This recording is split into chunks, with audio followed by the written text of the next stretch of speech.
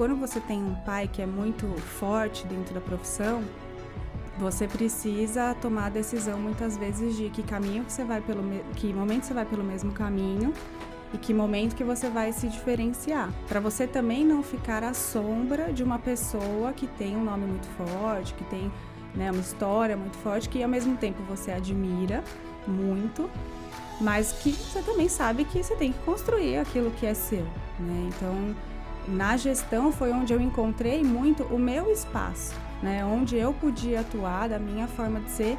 E vocês também são um pouco envolvidos com gestão, né? O Bruno, que eu sei, não sei se você concorda, Bruno, mas quando você tem uma veia de gestão, você sempre teve. Provavelmente na faculdade você era aquela pessoa que representava a turma, ou que foi do centro acadêmico. Na residência, por exemplo, eu fui do patrocínio. Então, aquilo vai surgindo em você em vários momentos que quando você olha para isso, você fala, nossa, eu sempre tive jeito para isso, mas eu não percebia muito, né? Tem dois lados do cérebro e um age de maneira racional e outro de maneira emocional. E a gente é muito mais desperta o nosso interesse muito mais quando a gente vai pro lado emocional. Então, é isso. Quando a gente vai falar da empresa, a gente tem que contar história, tem que contar muita história. Pô, Bruno, mas eu abri meu consultório faz um mês. Cara, qual que foi a sua trajetória até abrir esse escritório?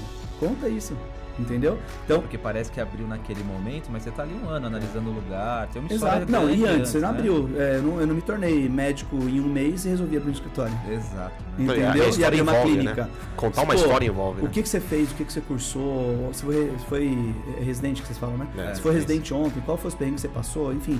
Conta essa história toda, cara. Então, assim, todo mundo tem história pra contar. Quem não tem é quem nasceu agora. Mas quem já tem alguma idade aí, já é adulto, já tem alguma história pra contar. Sim. Então, conta. Quando a gente fala de marca empregadora, é isso. É contar a história e aí as pessoas vão começar a se envolver e falar, puta, faz sentido, cara. Né? Faz sentido eu trabalhar com esse cara. Pô, faz sentido eu trabalhar nessa clínica. Né? Onde que vocês querem chegar, né? Então, marca empregadora, de maneira bem resumida, é um pouco disso. É você começar a despertar interesse para que as pessoas queiram trabalhar com você. É um erro conceitual que as pessoas têm de que os investimentos vão fazer elas ricas. Não vai, tá? O que vai te tornar rico é o teu trabalho. Então, o que o residente tem que fazer é terminar a especialização dele, trabalhar e isso vai ser o crescimento dele. Os investimentos, eles vão dar um turbo, talvez. Eles vão, lá na frente, te trazer uma tranquilidade. O treinamento do médico, vamos assim dizer, ainda depende do consultor também colaborar, entendeu? Ele tá lá na conta e vê as necessidades. E como que a gente faz? Se a gente lembrar daquela época, a gente identificou uma necessidade, que era aumentar o volume para satisfazer o paciente. E aí a gente fez o quê? Convidou alguns médicos para dar aula. Pô, talvez naquela época a gente podia aprender um pouco mais sobre biometria. Chamamos uma pessoa para dar aula de biometria, topografia, enfim. A gente melhorou tecnicamente e a gente continua fazendo isso. Pode ver que em congresso continua tudo igual. Ainda se fala muito de exames, ainda fala muito de pré, o que acontece antes, para vocês terem bastante tranquilidade na hora de fazer a indicação. As tecnologias melhoraram de lá para cá. A gente tinha, na época, uma limitação de lentes para oferecer para o paciente. Hoje a gente tem uma infinidade. Então, a tecnologia melhorou, o médico estudou mais e o acesso à informação está maior. Mas ainda assim precisa ter treinamento. Vocês me perguntaram como é esse jornalismo de saúde. A gente tem muita responsabilidade, né? Então, você comunicar algo relacionado à saúde que mexe muito com a vida das pessoas, a gente tem muito cuidado na hora de dar informação, na hora de checar os números, né, de apurar aquilo que a gente está comunicando. Isso é algo fundamental, assim, por isso que a gente tem uma equipe de jornalistas, né, porque a gente lida com essas informações muito importantes. A luta é longa, a ideia da junta já tem aí acho que 1 ano e meio e a gente ainda está nascendo, quer dizer, isso é algo que eu falo também, empreender fora da assistência, principalmente agora com tecnologia, startups e tal, tem muita gente que pensa, não, putz, uma grande ideia, que grande ideia que vocês tiveram. E fica buscando uma ideia. Cara, a ideia é o de menos. E eu vi as pessoas falando isso, né? Podcasts de tecnologia e tal. E, cara, é muito verdade. Porque você tem uma ideia, para você tirar isso do papel, cara, a jornada A ideia não é nada, cara. Às vezes você fala, puta, eu tô com uma ideia. E às vezes as pessoas não querem nem falar, não. Tipo, fica meio assim de contar a ideia. Cara, pode contar a ideia. Primeiro, porque... bater o martelo e fazer. Não, até atrás, fazer, né? até dar certo, é um abismo, entendeu? E outra, você vai ter uma ideia, você vai começar, se for uma ideia boa, dali 6 meses já tem mais 5 iguais você. E é assim. Então, não se apegar a ter uma grande ideia. Foque em resolver um problema, uma dor e evolui. Hoje em dia, o que a gente vê sendo muito discutido é sobre violência obstétrica, que é principalmente violações do direito da parturiente durante o plano de parto. Isso acontece com alguma frequência, infelizmente. Mas isso começou... É um tema bem delicado até de você abordar, porque o médico, ele acredita que ele está fazendo aquilo, aquela conduta, muitas vezes pensando no benefício maior da paciente. Só que, desde que a gente começou a implementar, né, as regras de bioética para tentar ter um tratamento mais humanizado do paciente, o primordial, na verdade, é a não maleficência antes da beneficência. Então, antes de eu pensar no que eu estou trazendo para aquele paciente como tratamento benéfico, eu preciso pensar se isso que eu estou achando que vai ser benéfico para ele prejudica ele de alguma forma, viola algum tipo de direito dele. Porque se violar, independente do benefício que vai trazer, eu não devo empregar. Então, você me perguntou qual o principal motivo dos médicos serem processados hoje em dia. O CNJ também aponta que 70% das demandas são oriundas de falha de comunicação. Tenho uma boa formação, os 3 anos de residência. Chega na época de residência, todo mundo quer dar um plantãozinho fora para ganhar um dinheirinho e tal. Eu falei, agora não é o momento, você vai ter a vida inteira para correr atrás de dinheiro. Agora se preocupe na melhor formação que você possa ter nos 3 anos de residência. Depois fazer um fellow. Nós temos que fazer mais de um fellow. Hoje em dia, cirurgia refrativa e catarata, eu acho que é quase que uma obrigatoriedade em se fazer, porque você estiver atendendo um consultório qualquer, um consultório qualquer, mais da metade, mais de 50% das pessoas que vão por causa de refração.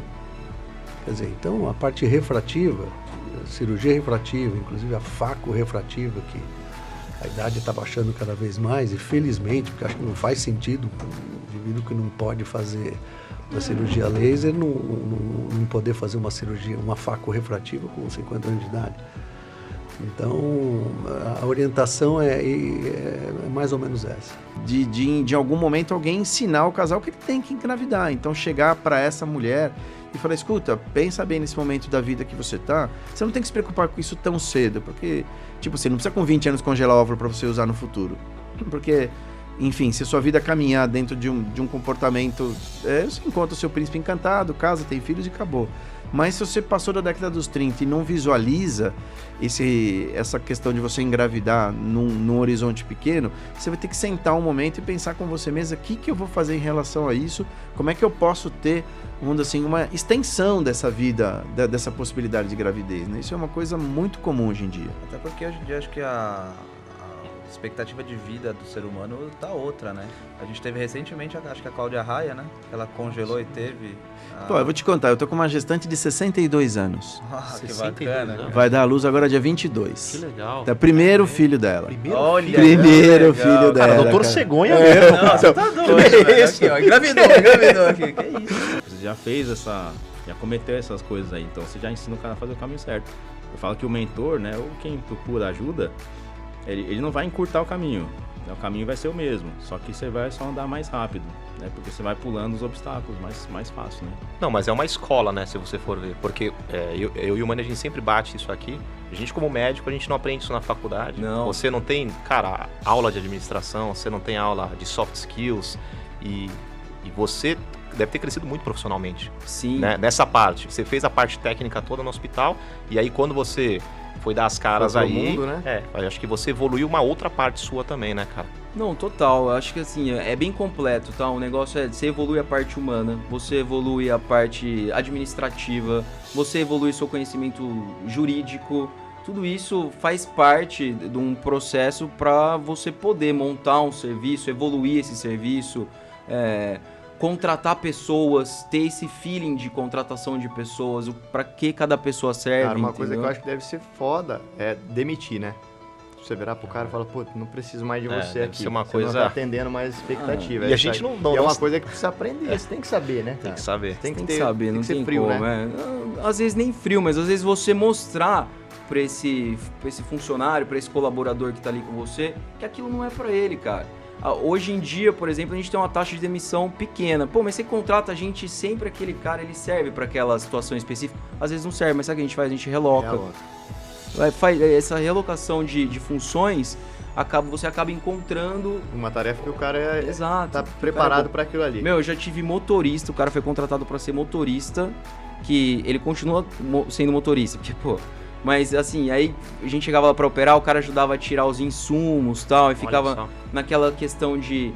pega a lente 21,5, sabe aquele negócio? Cara proativo ali. Exato, só que aí você começa a perceber que o cara dentro do centro cirúrgico, realmente, com um privativo, tirando o paciente da maca, é um cara legal, ele conversa bem, ele é um cara simpático, que sabe conversar a língua daquele paciente que tá ali. Ele é muito melhor dentro do centro cirúrgico do que lá fora, pegando lente e mexendo no celular, ele não é tão... Isso é o dia a dia que te mostra, né? Exato, você tem que ir notando e vai vendo, e isso daí você vai evoluindo, acontece. Como é que você aconselharia os residentes de oftalmologia a conduzir a especialização deles? Que dica você daria pro... Começar a fazer festa. Pro empreendedorismo, sim. Mas você quer uma dica para empreendedorismo ou para especialidade? Para especialidade dele. Para especialidade que eu falo com eles são alguns pontos. Ó. Você tem que olhar para que cidade você vai voltar, né? Aí você tem que, primeira coisa, conversar com o cara de lá. Não adianta você querer bater de frente com o cara da cidade que você vai voltar. Lá 30 anos, cara. Não adianta. Se você não chegar lá e pedir benção pro cara, fala, velho, sou aqui, sou filho de fulano, queria voltar, mas não sou da cidade. Cara, queria voltar para cá, tem alguma oportunidade, que seja no SUS, estou aberto a começar no SUS, ajudar vocês. Então esse é o primeiro ponto. E lá ver o que tá faltando, né? Às vezes você gosta de catarata pra caramba, mas tá faltando outra coisa lá, e você quer morar naquela cidade. Eu acho que infelizmente você vai ter que submeter um pouquinho aquilo. Durante um certo tempo, pelo menos. Né? Pelo menos, né? Para depois fazer mais do que você gosta. Eu acho que como hoje o mercado já está em mudança, é muito mais aceito, né? Eu acho que aí há uns 5, 7 anos atrás era realmente assim, bem específico, quem conseguia trabalhar nesse sentido. Eu acho que hoje está muito difundido, melhorou muito isso, né? Muita gente que era preconceituosa, ou que tinha um conceito mesmo estabelecido sobre aquilo, já está mudando e quebrando paradigmas, vendo que a rede social ela é uma ferramenta que faz parte da sociedade atual. Não é mais assim uma coisa opcional. Não, aquilo ali faz parte da sociedade. Como você vai trabalhar, se você vai trabalhar com aquilo ou não, se aquilo ali vai ser uma ferramenta para você, se aquilo ali vai te trazer coisas boas, ou se você vai perder muito tempo ali que não queria perder, aí é uma questão de como você vai trabalhar, como tudo na vida, né? A pessoa pode perder tempo com videogame, pode perder tempo com rede social, pode perder tempo, enfim. Eu acho que é de como você trabalha aquilo na sua vida, né? Mas demora um tempo, né? Você tem que aceitar aquilo pra você. E eu falaria assim, começa lento, mas começa você fazendo. Eu acho que a melhor coisa não é contratar alguém de início, é começar você fazendo.